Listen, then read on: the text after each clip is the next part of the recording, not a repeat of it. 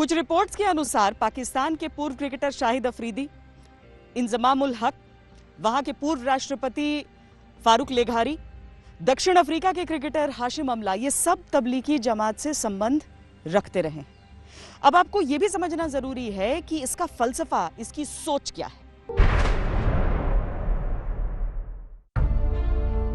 ऐसा माना जाता है कि अंग्रेजों से आजादी के समय एक लड़ाई हिंदू धर्म के शुद्धिकरण और धर्म वापसी की भी चल रही थी। आर्य समाज इस मिशन पर काम कर रहा था। तब मुसलमानों को हिंदू बनने से रोकने के लिए तबलीगी जमात की स्थापना हुई। इसके संस्थापक मौलाना साद के दादा इलियास कंधालवी थे। जमात में इस्लामी शिक्षाओं को सर्वोपरि रखा गया। मौलाना इलियास ने ही दिल्ली के मरकज की भी नींव डाली, जो धीरे धीरे पूरी दुनिया में तबलीगी जमात का मुख्य केंद्र बन गया। मौलाना इलियास ने मरकज में तबलीगी जमात को जब जोड़ना शुरू किया, तब सच्चाई, अच्छाई और नेक नियति के रास्ते पर चलने की शिक्षा दी। लेकिन आज जो तबलीगी जमात का चेहरा सामने आया है, वो बेहद शर्मनाक है।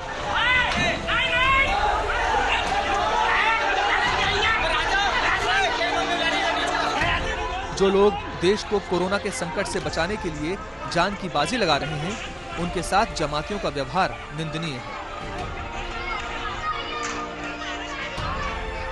आरोग्य कर्मियों के खिलाफ कोई हिंसा या हैरेसमेंट अब बर्दाश्त नहीं होगी और इसलिए उनको पूरा संरक्षण देने वाला एक अध्यादेश आज लागू करने का फैसला हुआ है। हम तो बीमारी को ढूंढ रहे हैं कि बीमारी आवे, इसको पकड़ के इसको नेस्तनाबूद करे। ये मुसलमानों को ये जमाती बदनाम कर रहे हैं। अगर ये जहां भी मिले, इनके ऊपर कार्रवाई होनी चाहिए। आज मरकज के जमाती जिन जिन देशों में हैं, वो हर जगह संक्रमण के कैरियर बनकर अपने मुल्क और कौम के लिए खतरा बन चुके हैं। हम लोगों ने दारुल उलूम फिरंगी महल से ये फतवा जारी करके ये इस बात की वजाहत की है कि जिस किसी को भी कोरोना वायरस से रिलेटेड कोई भी सिम्टम्स हैं, उसको चाहिए कि वो सामने आकर के अपनी जांच कराए, और अगर ऐसा नहीं कराता है तो यह गैर शरई अमल होगा, नाजायज़ होगा। क्योंकि मज़हब इस्लाम में इंसान की जान को सबसे ज़्यादा अहमियत दी है और ख़ुद कुरान में अल्लाह ने यह हुक्म दिया है कि तुम अपनी जानों को और दूसरों की जानों को हलाकत में न डालो। इस वजह से इंसान को अपनी जान और अपने घर वालों और अपने पड़ोसियों और शहरियों की जान को मद्देनज़र रखते हुए जिस किसी को भी इसके सिम्टम्स नज़र आएँ, उसको खुद सामने आकर के अपनी जांच करानी चाहिए। गुनाह है, चाहे वो धर्म वाला करे चाहे गैर धर्म वाला करे।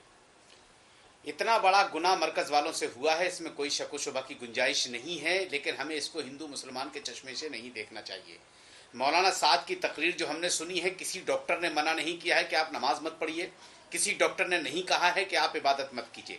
हम लोग घरों में, पूरा हिंदुस्तान दुआएं मांग रहा है कि मौला किसी तरीके से ये बीमारी हमारे मुल्क से बाहर हो जाए। इसमें नमाजों से लोग कहां दूर हैं। दुनिया भर के तबलीगी जमातियों के लिए ये पावर सेंटर है। माना जाता है कि पूरी दुनिया में करीब 15 करोड़ इसके सदस्य हैं, जिनकी आस्था दिल्ली के मरकज में है। पाकिस्तान के रायविंड में मदनी मस्जिद में इनका बड़ा सेंटर है, लेकिन दुनिया भर में दिल्ली के मरकज का जो स्थान है वो किसी का नहीं। जमात के लिए इस मरकज की हैसियत तीर्थ स्थल जैसी है। तबलीगी जमात का उद्देश्य ये है कि अच्छे कामों का हुक्म किया जाए और बुरे कामों से रोका जाए, यानी कि नेक काम किए जाएं। ऐसे काम जिनको अल्लाह रब्बुल इज़्ज़त ने करने का हुक्म दिया है वो काम किए जाएं, और जिन कामों से मना फरमाया है उन कामों से रोका जाए। ये तबलीगी जमात का उद्देश्य है। निजामुद्दीन में बंगले वाली मस्जिद में बना तबलीगी जमात का मरकज 3 एकड़ में फैला है। मरकज की 7 मंजिली इमारत में करीब 10,000 लोग एक साथ ठहर सकते हैं। इतना ही नहीं, 6,000 के करीब लोग एक साथ नमाज पढ़ते हैं। हर रोज यहाँ दोपहर और शाम को करीब 2,000 लोग खाना खाते हैं। इसका सारा खर्च तबलीगी जमात मरकज उठाता है। निजामुद्दीन मरकज से ही देश और दुनिया भर के लिए जमातें निकलती हैं, जो इस्लाम का प्रसार प्रचार करती हैं। हालांकि मरकज की बिल्डिंग पर कई तरह के टैक्स बकाया हैं और बिल्डिंग को अवैध माना गया है, जिसकी वजह से मरकज पर बड़ी कार्रवाई की तैयारी चल रही है।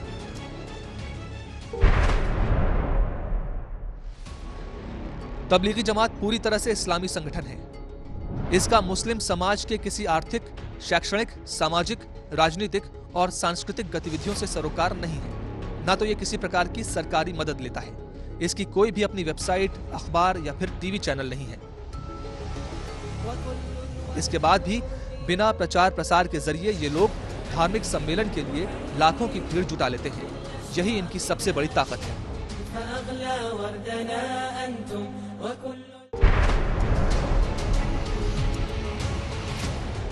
पाकिस्तान के लाहौर के पास रायविंड में तबलीगी जमात का दूसरा मरकज है। यहाँ आमतौर पर अक्टूबर के महीने में सम्मेलन होता है। इसमें दुनिया भर के तबलीगी जमात से जुड़े लोग शिरकत करते हैं। इसके अलावा बांग्लादेश में आमतौर पर साल के आखिर में सम्मेलन होता है। भारत में भी हर साल एक बड़ा सम्मेलन होता है। सम्मेलन में लाखों की भीड़ जुटती है। तमाम शिक्षाओं के बीच थूकना, भद्दे इशारे करना, देश के नियम और कानून को न मानना, क्या ये भी जमात की शिक्षा का विषय है? ये एक शोध का विषय है। कई राजनीतिक संगठनों और अल्पसंख्यक आयोगों ने इस जमात पर पूरी तरह प्रतिबंध की वकालत की है।